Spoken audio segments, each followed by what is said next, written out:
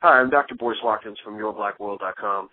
This week we saw that there was an article on BlackBlueDog.com that I wrote in which I cited a study by a University of Pennsylvania professor. And in the study, the political scientists concluded that President Obama has actually referenced race fewer times than any Democratic president in the last 50 years. And I became a little bit concerned about this because my thought was, what does this mean? What does this say about our first biracial president? And I call him our first biracial president because even though we know he has black skin, the fact is that he is a biracial man who was raised by white folks. And I think that his black experience of being a biracial man raised by white women in Hawaii is very different from the experience of being a black kid in the south side of Chicago. Again, though, but this does not discredit his blackness or say that he's not black enough. It does say, though, that he has a unique black experience, and I think that's important to understand. But anyway, I wanted to talk about some of this because I saw that Lawrence Bobo over at The Root also wrote something, which is a good article in which he asked, does Obama owe a debt to black America? And it seems that Bobo kind of takes a position that's different from my own and basically says that if you're waiting for Obama to have any sort of race-specific agenda, then you're going to be waiting for the rest of your life because that's just kind of silly to expect. And so to kind of put perspective on this, I wanted to talk to my partner in crime, Ms. Yvette Cornell. She's the editor at YourBlackWorld.com. And I want to say good morning to Yvette. How are you doing today? Good. How about yourself? I'm doing very well. And by the way, people should know that you and I, we take pride in utilizing bootleg technology. So we are literally on a cell phone, and I am in the middle of nowhere, Indiana. So if you can't hear me, Yvette, just saying I cannot hear your question. So we don't do too much front. We don't do any fronting and faking here at Your Black World. We keep it honest. Now, Yvette, when you see the piece that I wrote, you saw the study by the professor, but then you also saw Bobo's response. What is kind of your take on the study, and what does this really say about the Obama presidency to you? Well, I think the initial study, and I think Kerry was right in order to point it out that he has paid the least attention to the black agenda. And what Bobo said was this, and I'm probably going to surprise you, but what Bobo said was it's time to, in the Root article, it's time to move away from that. It's time to move away from, there is no specific black agenda. And I would say that you can definitely do that. You can definitely make the argument that there's no black agenda. But if you move away from that argument, then what you do is you move into the space that Dr. Cornel West has occupied for the last, at least, beginning of the Obama administration. If you don't believe there's a black agenda, then you have to then ask yourself, what distinguishes Americans in America? And if it's not race, then it's definitely class. So if you're not talking about black people, then you have to ask yourself, what has Obama done to significantly, benefit poor people in this country and middle class, lower middle class, people in this country.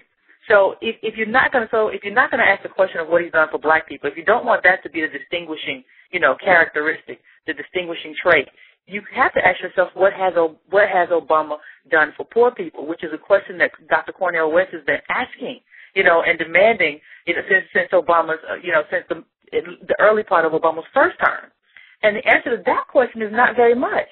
Because if we're not going to have a race-based argument, then you definitely can't say, even if we're post-racial, then we're not post-class. We'll never be post-class.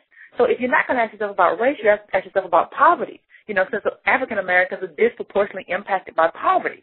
And if you look at poverty and you look at what happens and what poverty creates in terms of the poverty trap, what you come away with is that people who are in poverty, usually, a lot of them, disproportionately, look for other ways to get out of poverty. That for black males especially, land them in jail. I don't feel that there are any opportunities here, so I'm going to sell crack. Well, crack gets you 20 years behind bars. Disproportionate. When you come out, there was an article in the New York Times, and we put part of it up on Your Black World yesterday, that basically said one of the problems in the African American community where poverty is concerned is mass incarceration. There was a story of this guy who went away for 20 years for selling crack. His wife and kids were homeless during that time. They went through all sorts of things. They were on public assistance. So if you're not going to talk about race, you have to talk about poverty. You have to talk about things like mass incarceration. And those are things that Obama has willfully avoided during his entire time, really, from the Senate to now. And that's a class issue. It's not just a black issue.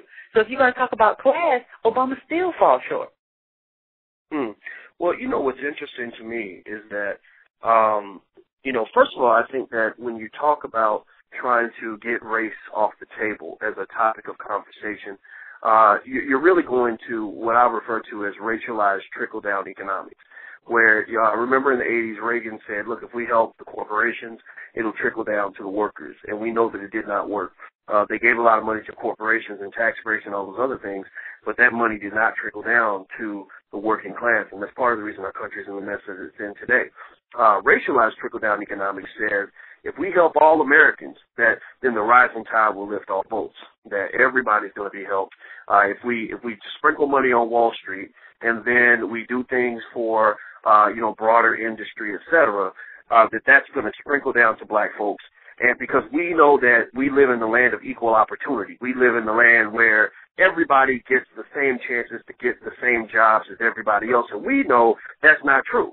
For example, there's a woman who wrote an article on Techieville.com where she said that, look, I wasn't getting any callbacks for any jobs I applied for, and so I did an experiment. I changed my name from, I don't know what her name was, it was like Laquanda, but it was a clearly ethnic name, and she changed it to Molly or whatever, and she gave herself a voicemail that made her sound white. She made herself look white on her resume, and she said that she suddenly got tons of callbacks.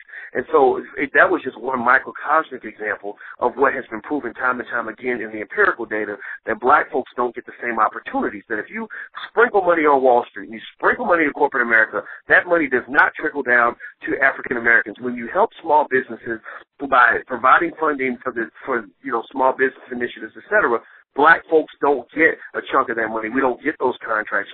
And what's interesting to me, too, is that two things are happening here. Number one, you have folks, some black folks, who will say, well, you know what, Negroes would get opportunities if they wasn't so lazy sitting around making babies and drinking malt liquor and not wanting to work every day. Well, that's an incredibly offensive thing to say. That is incredibly racist. We know that there are lazy black folks out here. We know there are lazy white folks out here. But there are a lot of hardworking, highly educated black people I know that who can't get jobs now. We have middle-class black folks who went to law school, who went to get an MBA, who went to get a PhD, who went to get a medical degree, who can't get jobs or who are not getting promotions that are being given to the white guy down the hall. And so the idea that this is driven by some sort of ineptitude on the part of African Americans, that the reason we have 14% unemployment is because we're fundamentally inferior, is a white supremacist argument that many African Americans have bought into.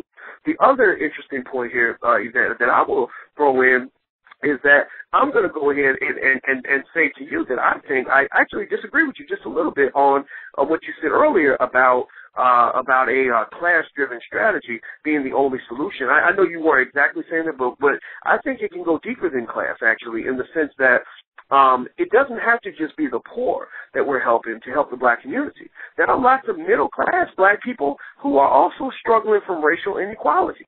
Racial inequality affects a lot of us at every level of society. When I was at Syracuse University, I was a young black man with a PhD, highest level of education you can obtain.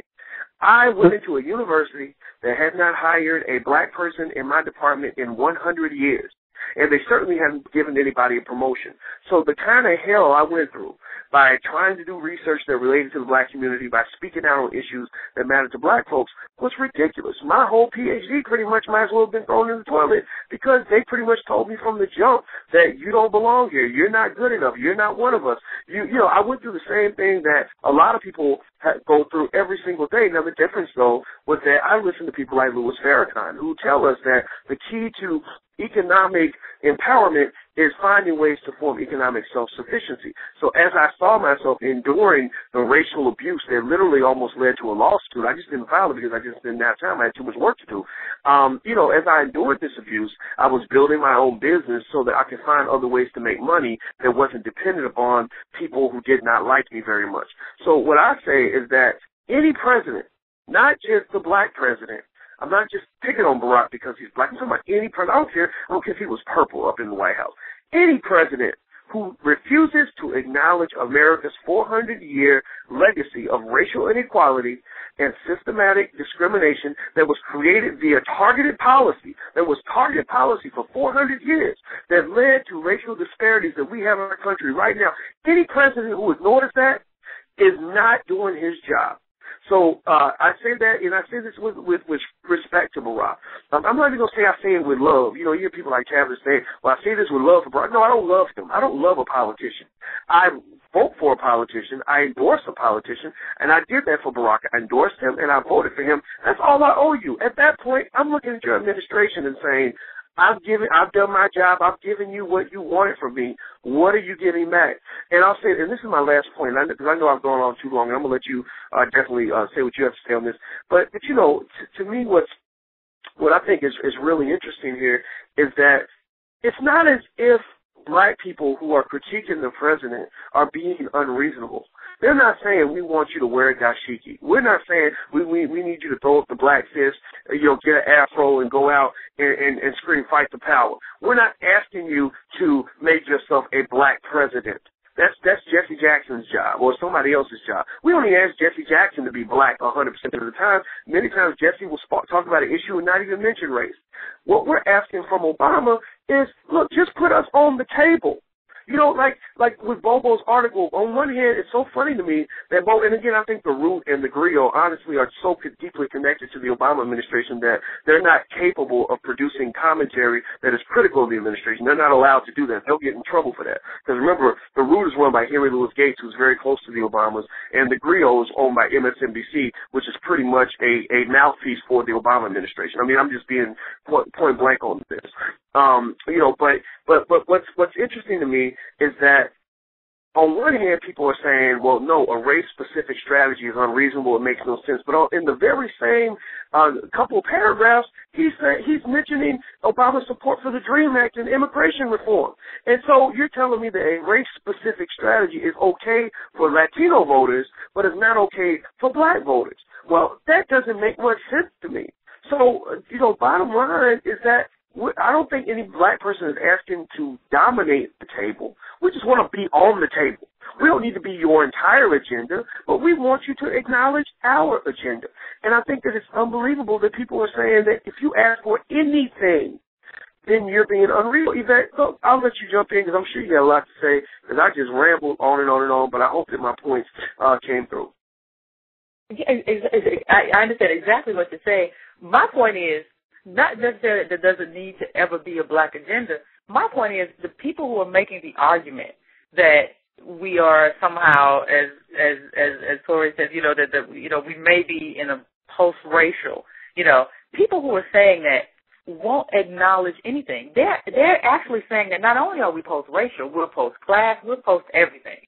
So, the people forget the argument that Dr. Cornel West made was about poor people. He wasn't necessarily making a race-based argument. He was making a class-based argument. So even if you believe that Obama doesn't have any responsibility to black people, even if you believe that, where's your class argument?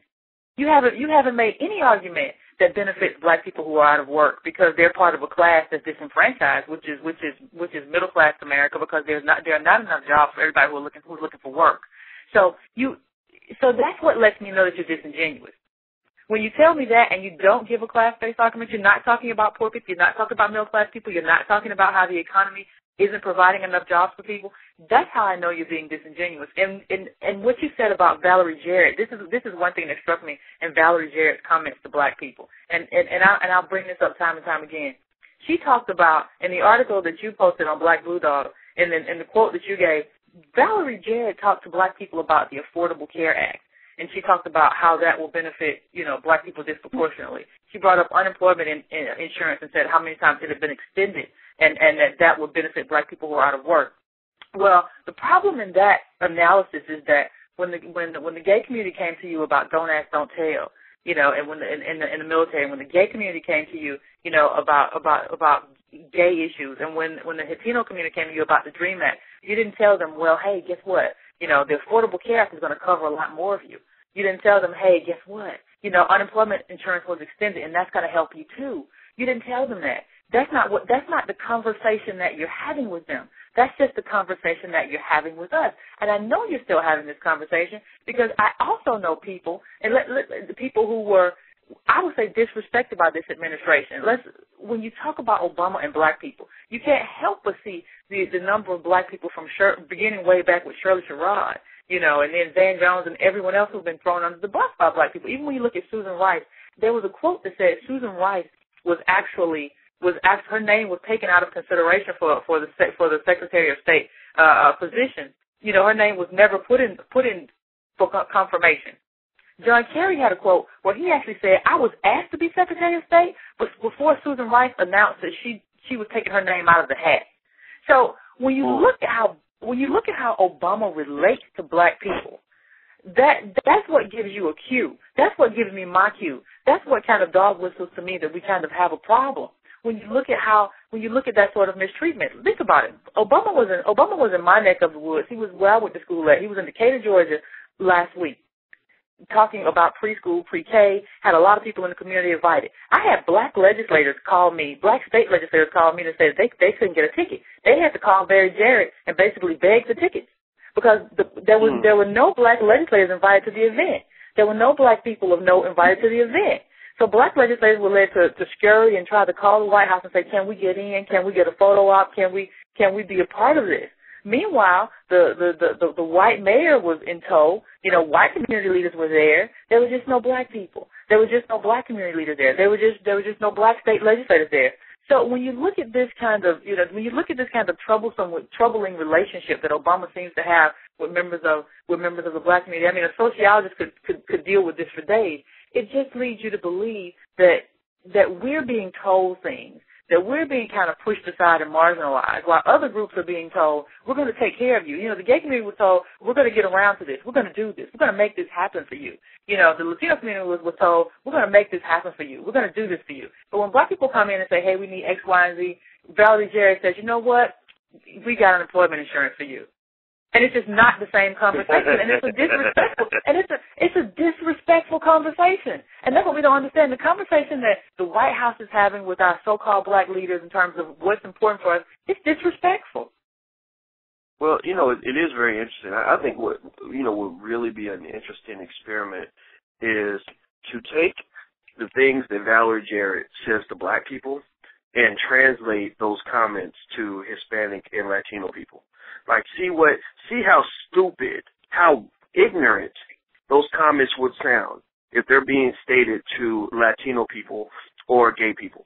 I think that it's so interesting that you can really point out this clear hypocrisy. And I think that the problem we're running into is that a lot of people made up their minds about this administration 5 years ago. You know, their desire to objectively assess what's going on around them, it's pretty much shot. You know, no different from, a wife who refuses to believe that her husband could have killed people while, without her knowing about it. You know, it's just like this disbelief. And I think that you have some people who are able to just see things objectively. And that's what I'm trying to do. But what's interesting is that even objective analysis is considered betrayal. It doesn't matter if you voted for Obama. It doesn't matter if you supported him. You're still a traitor if you do not kill your Democratic voice. And I made it really clear that I'm not letting anybody kill my Democratic voice. My mama could be in the White House, and if she ain't doing her job, I'm going to call her up and say, Mama, you need to do a better job because you're not stepping to the plate. And so I think that that's what we have to do. That's how we get our respect, by sitting back and quietly cheering for Obama and agreeing with everything this administration does. Not only do the Republicans look at us like we're stupid, the Obama administration looks at us like we're stupid. They're sitting there thinking, oh, my gosh, these people, if they knew what kind of leverage they had over us, they could get so much from us.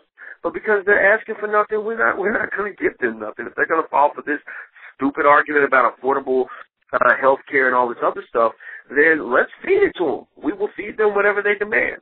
So, again, I encourage anybody Of course there are going to be people who are just going to hang up, who don't want to hear this and that. That's fine. Ignorance is bliss.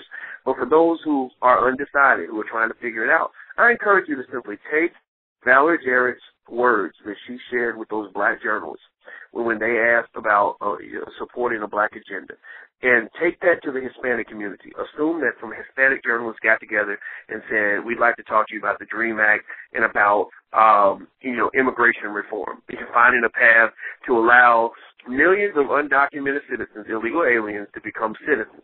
And imagine if Valerie turned to them and said, well, with the Affordable Health Care Act, we've helped millions of Latinos because Latinos get sick too. Or said to gay people, well, HIV infection is a huge problem in the gay community, so we give affordable health care that will help you deal with this epidemic. Imagine if she said that, and imagine what their reaction would be.